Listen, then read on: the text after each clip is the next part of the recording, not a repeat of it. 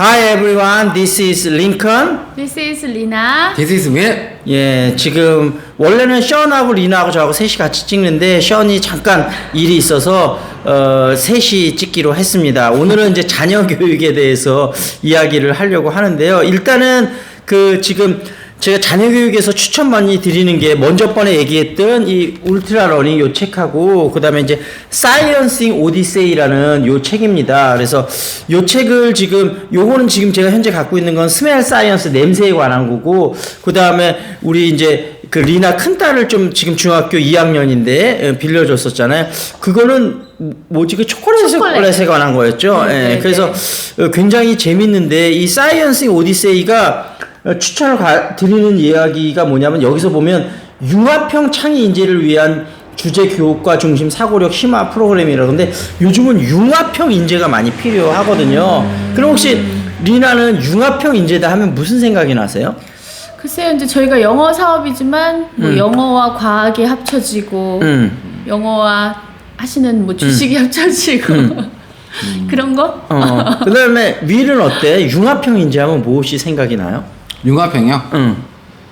응용? 그렇죠. 그럼 거기에 대해서 제가 잠깐 설명을 드리자면 융합형 인재에 대해서 그 미국 회사 중에 이제 듀폰이라는 회사 있잖아요. 화학 기업이고 그다음에 굉장히 R&D에 투자를 많이 하는데 미국에서 역사가 오래되면서도 굉장히 혁신적인 회사면 3M하고 듀폰을 꼽거든요. 근데 듀폰이 한 10몇 년 전에 R&D의 연구를 엄청 하는데도 성장이 굉장히 정체되는 적이 몇 년이 계속된 적이 있었어요. 그래서 CEO가 새로 교체되면서 교체된 CEO가 의문을 가졌던 거예요. 아니 우리 회사는 엄청난 연구 인력이 있고 R&D에 엄청나게 투자를 하는데 왜 이게 현재 실적에 뒷받침이 안 될까 이렇게 연구를 하다 보니까 이 연구를 하는 사람들이 자기 연구에 매몰이 돼서 시장에선 별로 이거를 원치 않는데 자기 계속 연구하는 주제로만 함몰돼서 시장하고 상당히 유리된 제품이 있었던 거예요. 그래서 이거는 뭐가 문제가 있다 해서 이 연구하는 사람들끼리 컨퍼런스를 열면서 서로 다른 분야에 있는 사람들끼리 많이 이렇게 서로 의견 교환을 하고 만남을 갖도록 만들었다는 거예요. 그랬더니 오히려 이렇게 내 분야만 계속 연구하는 게 효율적일 것 같은데 다른 분야 사람들하고 많이 부딪히다 보니까 오히려 내 분야 연구하는 거에 새로운 통찰력이 생기더라는 거죠. 그렇게 그런 컨퍼런스를 많이 하고 6개월, 1년 정도 시간이 지나고 나니까 듀폰의 매출이 다시 올라가기 시작했다고 하거든요. 그러니까 요즘 융합형 인재를 원한다는 건 뭐냐면 내 분야에 대해서는 깊이 있게 알고 다른 분야에 대해서 폭넓게 어느 정도 알아야 새로운 시각에서 자꾸 바라봐야 이게 뭔가 된다는 거죠. 그러니까 우리가 이런 인재들을 키워내야 된다는 게 이제 융합형 인재를 키워내야 한다 그런 뜻이거든요. 그래서 우리 자녀들을 앞으로 기업들은 이런 사람들을 원해요. 그러니까 우리가 이런 자녀들을 이제 키워내야 되는 거죠. 그럼 융합형 자녀들을 그럼 어떻게 키울 수 있을까?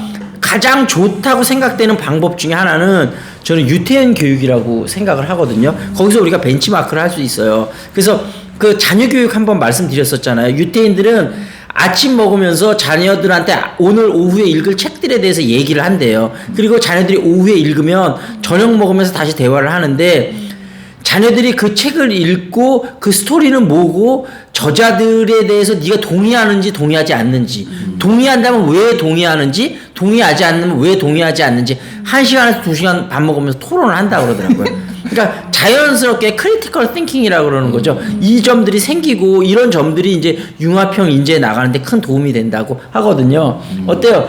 리나 가정에서도 오늘서부터 저녁 먹으면서 그러니까 뭐 1시간 2시간까지 꼭 아니라 하더라도 지금 예를 들면 사이언스 오디세이 책을 읽고 있으니까 오늘 너 읽은 책은 뭐니? 그렇죠. 그리고 그 책은 너는 어떻게 생각하니? 이런 걸 갖고 자녀들하고 대화를 나눠보면 좋지 않을까 싶은 생각이 들어요. 네, 그래서 저도 이제 시도를 몇 번 해봤는데 이게 이제 안 하다 보니까 안 하다가 하려니까 쉽지는 않아요. 그러니까 어떤 질문을 해야 될지가 좀 고민스럽긴 하더라고요. 좋은 질문을 내가 잘 던질 수 있어야 되는데. 그러면 그러니까 그 책을 같이 좀 읽어보세요. 그렇죠.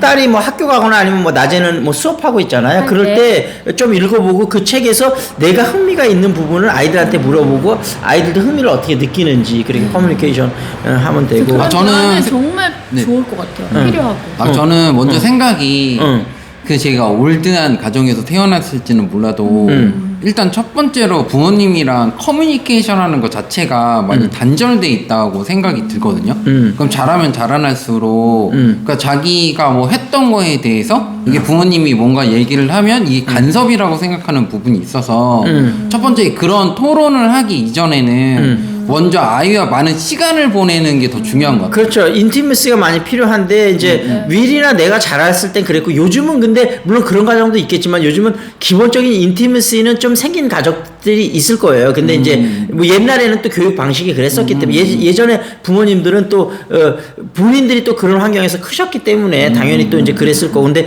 요즘은 또 세대가 많이 달라졌기 때문에 물론 자녀가 사춘기 되면 커뮤니케이션 하는 게 쉬운 일은 아니지만 아마 사춘기 되기 전까지는 커뮤니케이션이 어느 정도 많이 있을 거예요. 그래서 하고 사춘기가 됐으면 사실은 좀 더 세심한 주의가 필요하겠죠. 왜냐하면 민감한 시기니까 아이들이 어떻게 하면 부드럽게 좀 커뮤니케이션을 할 수 있을지 아이들하고 먼저 관계 형성이 좀 되고 난 다음에 해야지 느닷없이 관계 형성도 안 됐는데 책에 대해서 토론하라고 하면 그게 될 리가 없겠죠. 그러니까 처음에는 그러니까 근데 결국은 관계 형성이라는 건 상대편에 대해서 이해하고 배려하는 거잖아요. 그러니까 자녀들이 요즘 힘들어하거나 어려워하는 부분들을 좀 캐치를 하셔갖고 그거에 대해서 공감을 하고 이야기를 풀어나가는 것부터 시작을 해 나가면 되지 않을까. 대화 시간을 조금씩 늘려야 될 것 같아요. 맞습니다. 네. 그 저번에 그 우리 진인가요? 그분이 이제 그런 걸 잘하니까 이제 리나도 그런 부분에 대해서 앞으로 좀 더 에너지를 쏟으셔서 아직 뭐 둘째 딸은 뭐 아직은 어리니까 아무래도 큰 딸이 조금은 지금은 에너지를 제가 그 얘기를 하니까 생각나는 게 뭐냐면 예전에 이름은 제가 생각이 안 나는데 굉장히 이제 이제 부부인데 부부가 유명한 박사고 이제 자녀들을 다 공부시켰는데 자녀들이 많았어요. 근데 그렇게 많은 자녀들을 어떻게 그렇게 훌륭하게 키워내셨습니까? 하니까 이 엄마가 하는 얘기가 자녀들이 많다 보니까 모든 자녀들한테 에너지를 쏟을 수가 없잖아요. 근데 시기별로 에너지를 쏟아야 될 타이밍이 있더라는 거예요. 그래서